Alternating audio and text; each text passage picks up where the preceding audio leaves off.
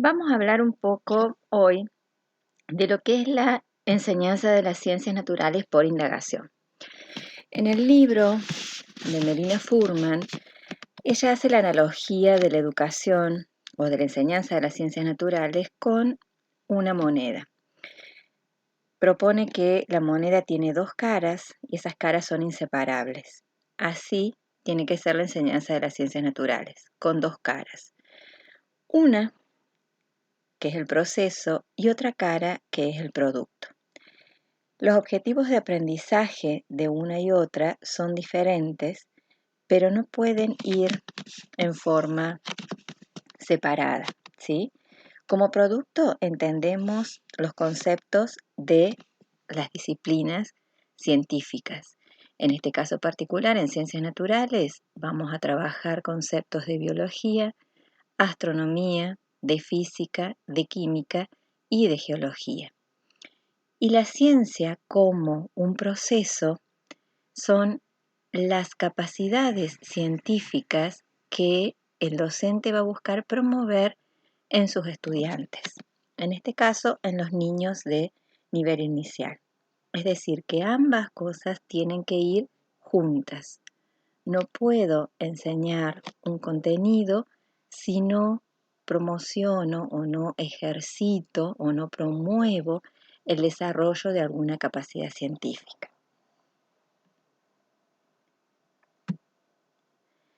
La ciencia como proceso.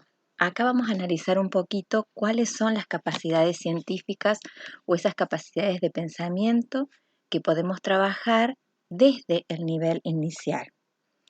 Observar con atención, es decir, proponer actividades en donde los chicos puedan observar detenidamente, por ejemplo, insectos, flores, plantas, paisajes. Puedo incorporar elementos de observación como las lupas de mano, que son de fácil manipulación por los chicos. ¿Qué me va a permitir esto de observar, describir y poder comparar y clasificar? Yo acá les fui poniendo, fíjense, observar, me va a permitir comparar, clasificar.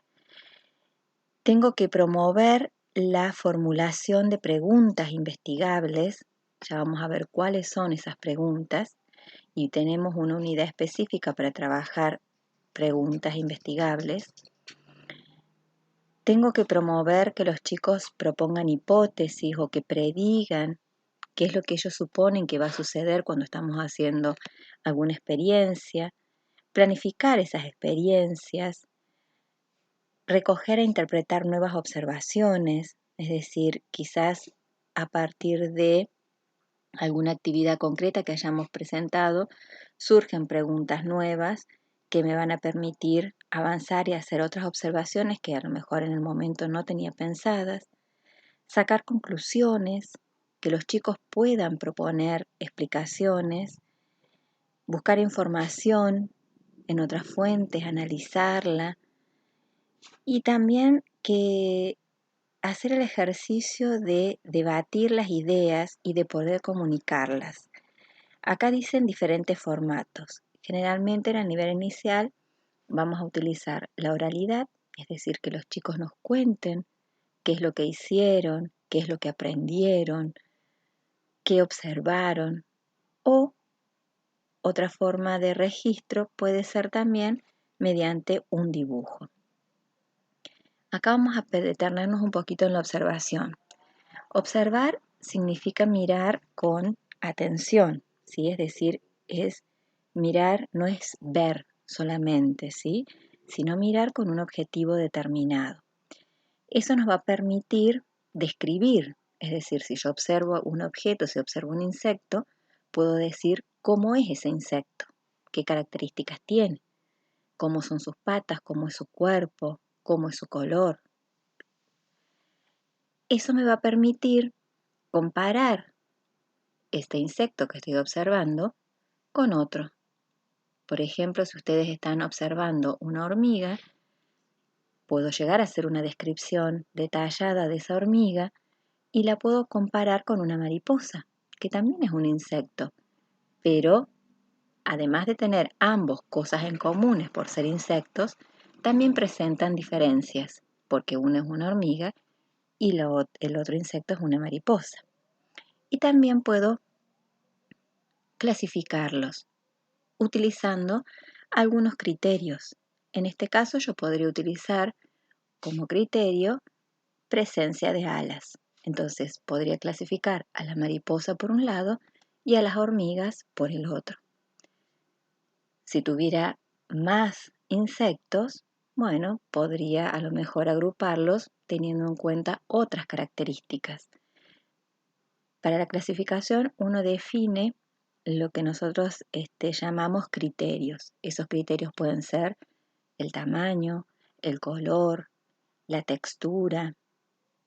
Apuntan a las características observables, sobre todo en el nivel inicial.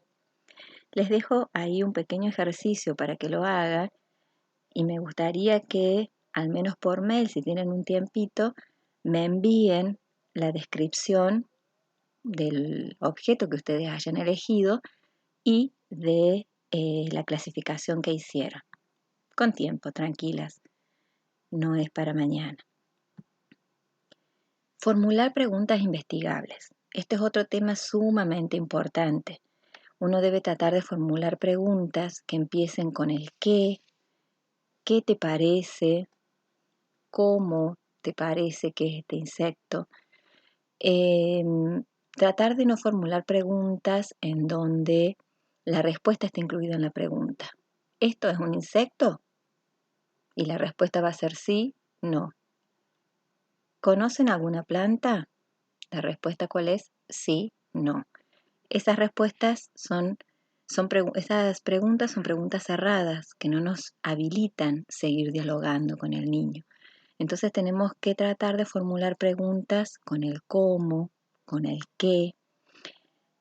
Las preguntas nos van a permitir proponer hipótesis, poder planificar pequeñas experiencias con los chicos a partir de esas hipótesis o predicciones que ellos pueden hacer.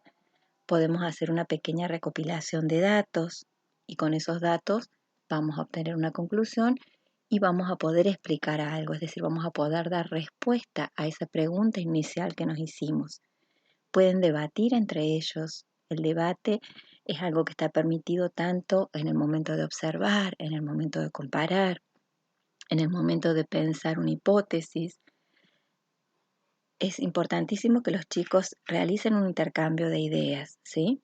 Y después comunicar lo que hemos hecho. Siempre tiene que haber un registro de las actividades.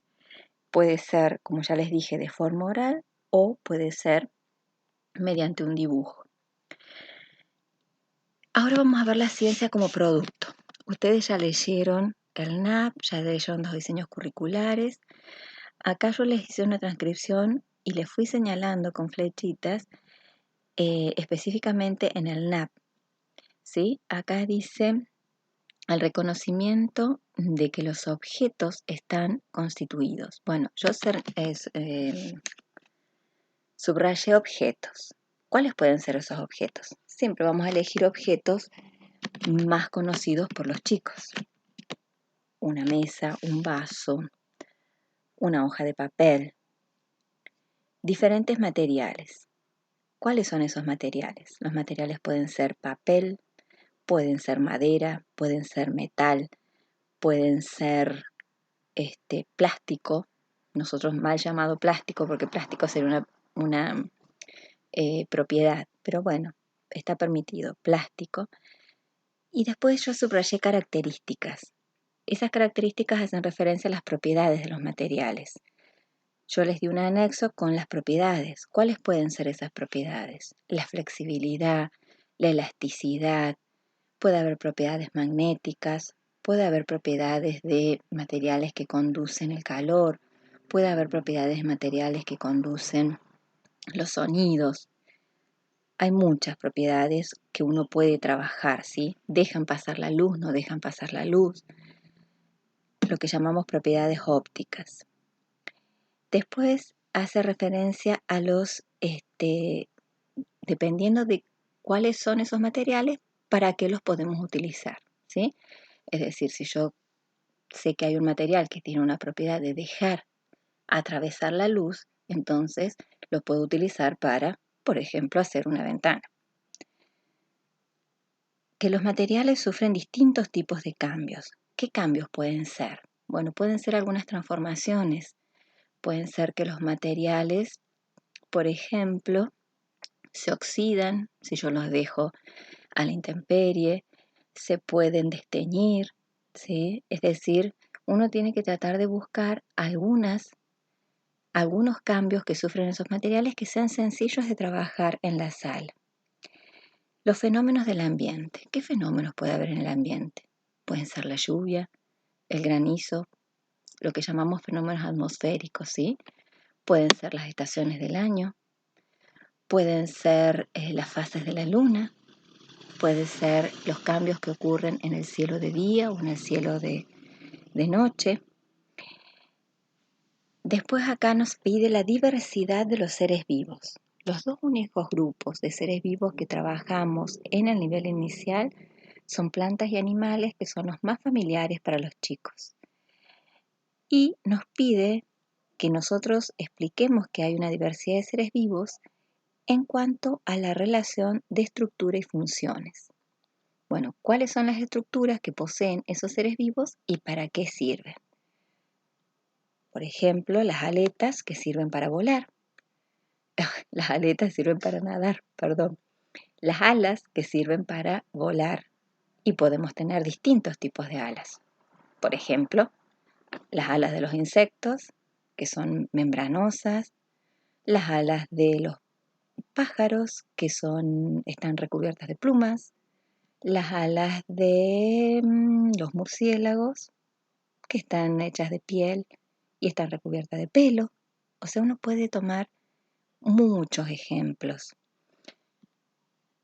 Tengo que tener bien en claro qué objetivos me propongo enseñar y a partir de ahí elegir qué estructuras quiero que los niños conozcan. Después seguimos analizando y las relaciones sencillas, subrayé. Es decir, qué relaciones establecen los seres vivos entre sí y con el ambiente.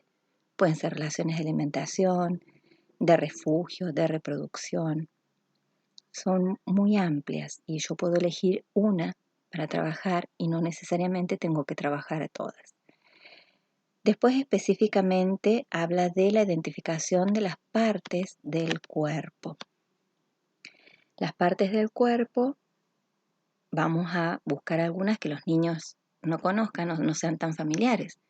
A los 4 o 5 años ya identifican cuáles son los brazos, las piernas, pero bueno, podemos elegir otras partes externas del cuerpo humano.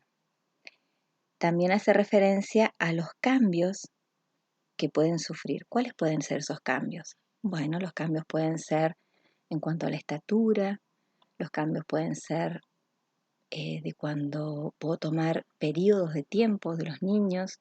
Fíjense que después les dice los cambios que sufren los seres vivos a lo largo del año o de la vida. ¿Eso para qué? Para que los chicos aprendan a que hay periodos cortos de tiempo y periodos largos en los cuales pueden observarse esos cambios. Esto es lo que nos propone el NAP. Los diseños curriculares jurisdiccionales son muy similares, pero yo solamente marqué las diferencias, ¿sí? Ahí dice componentes bióticos y abióticos y la identificación de diferentes fuentes de energía. Acá ya es más o menos lo mismo, lo que pasa es que directamente asocia a los seres vivos con un ambiente. Entonces tenemos que enseñar a diferenciar cuáles son esos elementos del ambiente físico que le permiten a esos seres vivos sobrevivir. El sol, el agua, la atmósfera, el oxígeno, etc. Obviamente que adecuando todos al nivel. Y fuentes de energía. Fuentes de energía, la principal es el sol. Podemos trabajar una o dos, no es necesario entrar en detalle. Diferencias físicas entre los seres humanos también es posible trabajarlo cuando ustedes abordan ESI. Lo mismo que procesos de gestación y de nacimiento, eso también se aborda con ESI. El de materiales es casi igual, con la diferencia que también propone cambios de los materiales a través del tiempo. ¿Cuál es el rol que va a tener el docente en este enfoque de indagación? Si ustedes han leído el libro, hay una parte específica donde les explica muy bien el rol del docente en el enfoque por indagación. El rol es un docente guía, un docente intencional, es decir, un docente que tiene muy en claro qué es lo que quiere enseñar y a propósito elige las actividades o planifica las actividades para lograr esos objetivos. Por ejemplo, ustedes quieren enseñar que algunas propiedades de los materiales. Supónganse que eligieron la elasticidad, que eligieron la rigidez o la flexibilidad.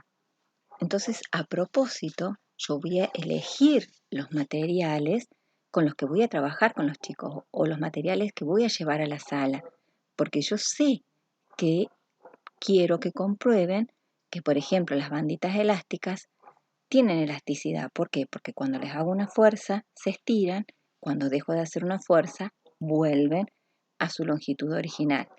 Yo puedo llevar plastilina, sí, pero no es un material elástico, porque lo estiro, pero si dejo de hacerle fuerza, la plastilina queda estirada, no vuelve a su posición original. Entonces, yo tengo que tener muy en claro los objetivos y tengo que tener en claro los conceptos. Si no los recuerdo, los vuelvo a leer para elegir a propósito los materiales que quiero que los niños exploren. Ahí también entra el papel del docente facilitador del aprendizaje, un docente que oriente a sus alumnos a observar con atención donde yo quiero que observen, a donde yo quiero que presten atención. Supónganse que están trabajando con bichos, bueno, con bichos puedo incorporar tanto lo que es insectos, lo que es caracoles, lo que es lombrices, bichos bolita. Y si yo estoy ejercitándoles la observación, tengo que orientarlos hacia dónde quiero que miren o qué quiero que miren de esos bichos. Tengo que aprender a formular preguntas, tengo que tomarme el tiempo para pensar las preguntas, porque esas preguntas van a llevar a una mejor comprensión o a que yo pueda planificar alguna actividad para contestarla. Tengo que permitir que los alumnos organicen sus ideas, que puedan expresarlas, que puedan debatirlas entre los compañeros, ¿sí? Promover la reflexión. ¿Qué significa esto? Preguntarles, ¿cómo sabes eso? ¿Qué aprendimos hoy? ¿Cómo sabemos que la hormiga tiene, no sé, 6 patas? ¿Cómo sabemos que la hormiga tiene antenas? Porque la observamos, porque la estuvimos mirando, porque vimos su comportamiento, porque la dibujamos, etcétera, etcétera, ¿sí? Organizar muy bien los contenidos en las 3 formas que utilizamos en el nivel inicial: las unidades didácticas, los proyectos y las secuencias didácticas, siempre dentro de un contexto y teniendo en cuenta las características de mi sala y de mis niños. Vamos a continuar trabajando de esta manera y vamos a seguir analizando. La idea es que podamos promover capacidades científicas al mismo tiempo que enseñamos contenidos de ciencias naturales en el nivel inicial.